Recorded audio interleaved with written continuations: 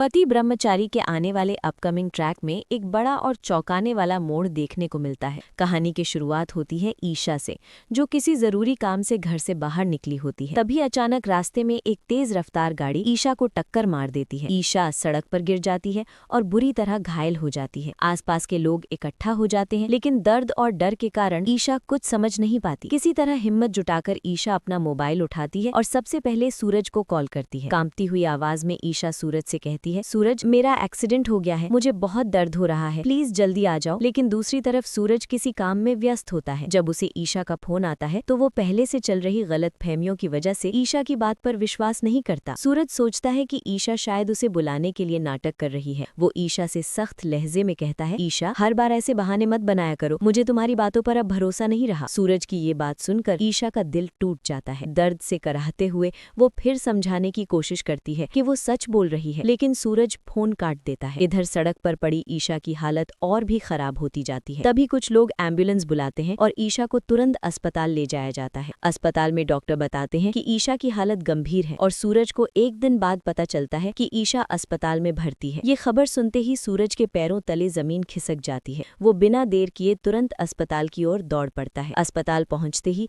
वो ईशा को देखने के लिए बेचैन हो जाता है, लेकिन तभी डॉक्टर और पुलिस सूरज को रोक लेते हैं और उस पर गुस्सा करने लगते हैं। डॉक्टर सख्त लहजे में कहते हैं, एक दिन से आपकी पत्नी गायब थी और आपको जरा भी परवाह नहीं हुई। अगर समय रहते आप आ जाते तो उसकी हालत इतनी गंभीर नहीं होती। पुलिस भी सूरज से सवाल जवाब करने लगती है और कहती है, आप पति होकर भी इतनी लापरवाही कैसे कर सकते हैं? आपकी पत्नी हादसे का शिकार हो गई और आप एक दिन बाद आए। ये सब सुनकर सूरज अंदर से टूट जाता है। उसकी आंखों से आंसू बहने लगते हैं। वो हाथ जोड़कर डॉक्टर से कहता है, मुझसे बहुत बड़ी गलती हो गई है, प्लीज मेरी पत्नी को बचा लीजिए। डॉक्टर गंभीर आवाज में सूरज से कहते हैं कि अब कोई उम्मीद नहीं बची है। ईशा की हालत बहुत नाजुक है, अगर वो होश में आ जाए तो शायद कुछ हो सके, वरना हालात बेहद मुश्किल है। ये सुनते ही सूरज के पैरों तले जमीन खिसक जाती है। वो बिना देर किए ईशा के पास जाता है और उसकी आंखों में आंसू लिए उससे बात करने लगता है। सूरज ईशा का हाथ थाम कर कहता है, ईशा, तुम मजबूत हो, तुम हार नहीं मान सकती, मेरे लिए, अपने परिवार के लिए वापस आ जाओ। कई घंटे बीत जाते हैं। पूरा परिवार बाहर बेचैनी से इंतजार करता है। तभी अचानक मशीनों की आवाज बदलती है और डॉक्टर दौड़ कर आते हैं। ईशा की उंगलियों में हलचल होती है और वो धीरे धीरे होश में आने लगती है। ये देखकर सूरज की आंखों में खुशी के आंसू आ जाते हैं। कुछ ही देर में ईशा पूरी तरह होश में आ जाती है। डॉक्टर भी राहत की सांस लेते हैं और कहते हैं कि अब खतरा टल चुका है। ईशा के होश में आते ही सूरज और उसका पूरा परिवार